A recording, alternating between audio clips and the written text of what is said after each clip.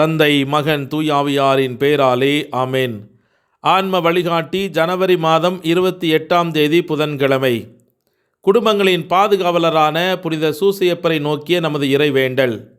புனித சூசையப்பரே, உம் அடைக்கலம் மிகவும் மகத்தானது, வல்லமை மிக்கது, இறைவனின் சந்நிதியில் உடனடி பலனளிக்க வல்லது. எனவே என் ஆசைகளையும் எண்ணங்களையும் உம் அடைக்கலத்தில் வைக்கிறேன்.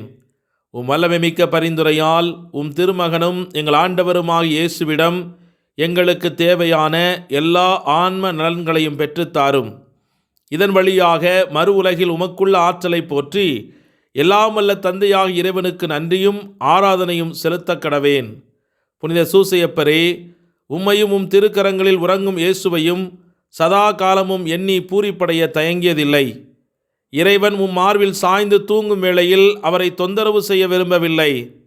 உம் மார்போடு அவரை என் பொருட்டு இணைத்து அணைத்து கொள்ளும். என் பெயரால் அவருக்கு நெற்றியில் முத்தமிடும். நான் இறக்கும் தருணத்தில் அந்த முத்தத்தை எனக்கு தரும்படி கூறும். மரித்த விசுவாசிகளின் ஆன்ம காவலனே, எங்களுக்காக என்றென்றும் மன்றாடும். ஆமேன். மார்க்கு நற்செய்தி 4ஆம் அதிகாரம் 11 முதல் 12 முடிய உள்ள இறை வார்த்தைகள். அதற்கு இயேசு அவர்களிடம், இறையாட்சியின் மறைபொருளை அறிய உங்களுக்கு கொடுத்து வைத்திருக்கிறது. புறம்பே இருக்கிறவர்களுக்கோ எல்லாம் உவமைகளாக இருக்கின்றன. எனவே அவர்கள் ஒருபோதும் மனமாறி மன்னிப்பு பெறாதபடி கண்ணால் தொடர்ந்து பார்த்தும் கண்டுகொள்ளாமலும் காதால் தொடர்ந்து கேட்டும் கருத்தில் கொள்ளாமலும் இருப்பார்கள் என்று கூறினார். இது கிறிஸ்து வழங்கும் வாழ்வு தரும் நற்செய்தி. கிறிஸ்துவே உமக்கு புகழ். சிந்தனை. இத்தாலியா தேசத்தில் பொலஞ்சோம் பட்டணத்தில் புனித டோமினிக் சபையை சேர்ந்த கன்னியர் மடத்தில் 11 வயதுள்ள இமெல்தா என்ற பெண் ஒரு நாள் மற்ற பெண்கள் தேவ நற்கருணை வழியாக ஆத்துமத்துக்கு நன்மை வருமென்று பேசிக் கொண்டிருப்பதை கேட்டு தானும் வாங்குவதற்கு ஆசைப்பட்டு குருவானவரிடம் அனுமதி கேட்டாள். அவர் இந்த பெண்ணுக்கு வயது கொஞ்சமாய் இருக்கிறதென்று நினைத்து இனிமேல் வருகிற திருநாட்களில் நன்மை வாங்க அனுமதி தருகிறேன் என்று சொல்லி தட்டி கழித்தார். பரலோகத்துக்கு எழுந்தருளிய திருநாள் வந்தது, விண்ணேற்பு பெருவிழா. அந்த பெண் அன்று நன்மை வாங்க விரும்பி திரும்பவும் குருவானவரிடம் அனுமதி கேட்டாள். அதற்கு குருவானவர் சம்மதிக்கவில்லை. அன்று கன்னியர்கள் நன்மை வாங்குகிறதை அவள் கண்டு அந்த பாக்கியம் தான் அடையாததினால் மிகவும் மனம் நொந்து அழுதாள். குருவானவர் எல்லாருக்கும் தேவ நற்கருணை கொடுத்து முடித்த பிறகு நற்கருணை பாத்திரத்தை மூடி பீடத்தின் மேல் கொண்டு போய் வைத்தார். அப்போது தேவ நற்கருணை உட்கொண்ட கன்னியர்கள் தங்கள் நெஞ்சில் எழுந்தருளியுள்ள தேவனுக்கு நன்றி சொல்லுகிற போது இமெல்தா கோவிலின் ஒரு மூலையிலிருந்து பீடத்தின் மேல் இருக்கிற தேவ நற்கருணை பாத்திரத்தை பார்த்து எப்போது இந்த பாக்கியம் கிடைக்குமோ என்று ஏங்கினாள். அச்சமயத்தில் அற்புதமாக தேவ நற்கருணை பாத்திரம் திறக்கப்பட்டு அதன் உள்ளே இருந்த தேவ நற்கருணை வெளியில் வந்து எல்லோரும் காண ஆகாயத்தின் வழியாக பறந்து அது இமெல்தாவின் தலைக்கு மேல் நின்றது. இதை கண்டவர்கள் எல்லோரும் ஆச்சரியப்பட்டார்கள். குருவானவர் உடனே பாத்திரத்தை எடுத்துக்கொண்டு அந்த பெண்ணின் தலைக்கு மேல் நிற்கிற தேவ நற்கருணையை பாத்திரத்திற்குள் வைக்கிறதற்கு அங்கே போனார். போனவுடனே அவர் பரிசுத்த ஆவியினால் ஏவப்பட்டு அந்த பெண்ணுக்கு நற்கருணை கொடுத்தார். அதை வாங்கிய உடனே அவள் அனுபவித்த சந்தோஷத்தின் மிகுதியால் அங்கேதானே பாக்கியமான மரணத்தை அடைந்தாள்.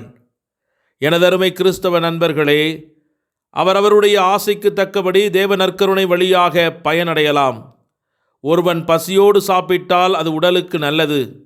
அவ்வண்ணமே ஞான பசியோடு தேவ நற்கருணையை மிகுந்த ஆசையோடு வாங்குகிறவனுக்கு மிகுந்த ஞானம் நன்மை தரும்.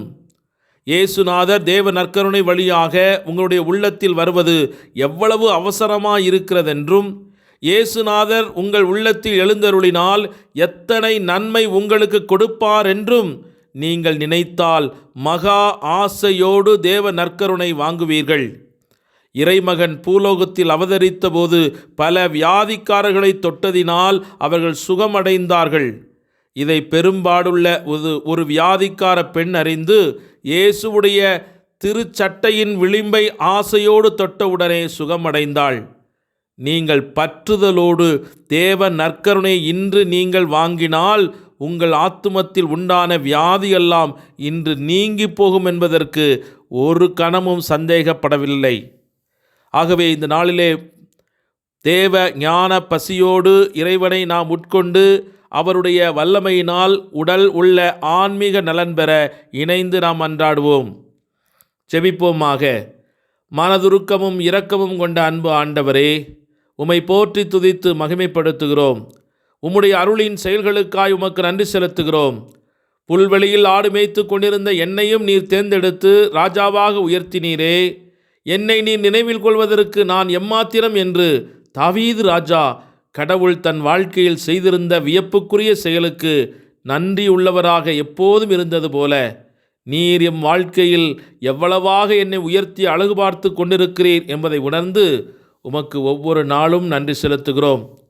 வார்த்தை என்னும் மன்னாவால் எங்களை அனுதினமும் உண்பிப்பவரே, வார்த்தையான கோலினால் சாத்தானை அதட்டுகிறவரே, வார்த்தை என்னும் நெருப்பால் அநீதிகளை சுட்டெரிப்பவரே, வார்த்தை என்னும் சம்மட்டியால் இறுகிய மனங்களை எல்லாம் உடைத்து நொறுக்குபவரே, வார்த்தை என்னும் வாளினால் சாத்தானை சம்ஹாரம் செய்கிறவரே, அதே வார்த்தையால் இன்று எம் உள்ளங்களை நிரப்பியருளும்.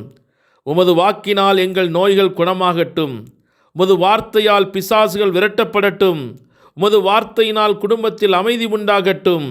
உமது வார்த்தையினால் தலித்தாகும் என்று சொன்ன அந்த பெண்மணி உயிரோடு எழுந்து வந்ததைப் போல இறப்பின் பிடியில் இருக்கிற எங்கள் ஒவ்வொருடைய சரீரத்தில் உள்ள நோய்களும், இன்னும் எங்கள் பொருளாதார சிக்கல்களும், எங்கள் வாழ்விலே அமைதியை கெடுத்து கொண்டிருக்கிற அத்துணை பொல்லாத ஆவிகளால் கொண்டு வருகின்ற தேவையற்ற காரியங்களும் இன்று உயிர்ப்பை பெற்றுக்கொள்ளும்படியாக உமது நாமத்திலே ஒப்புக்கொடுக்கிறோம். உமது உயிர் தரும் வார்த்தையின் மறைபொருளை தியானித்து உம்முடைய திட்டங்களை புரிந்து அதற்கு எங்கள் வாழ்வை முழுமையாக அர்ப்பணிக்க எங்களுக்கு அருள் தாரும். வாக்கு தத்தங்களை அறிக்கையிட்டு எங்கள் வாழ்வின் இக்கட்டுகளை தகர்த்தெறிய இந்த நாளை எங்களுக்கு பரிசாக தந்தீரே, உமக்கு நன்றி சொல்லுகிறோம். அந்த வார்த்தையினால் இன்று வளமடைகிறோம். ஆமேன். இல்லாமல்ல இறைவன் தந்தை, மகன், தூய ஆவியானவர் உங்கள் அனைவரையும் நிறைவாக ஆசீர்வதித்து புனிதப்படுத்தி வழிநடத்துவாராக. ஆமேன். இயேசுவுக்கே புகழ், இயேசுவுக்கே நன்றி. மரியே வாழ்க. இயேசுவின் இரத்தம் ஜெயம்.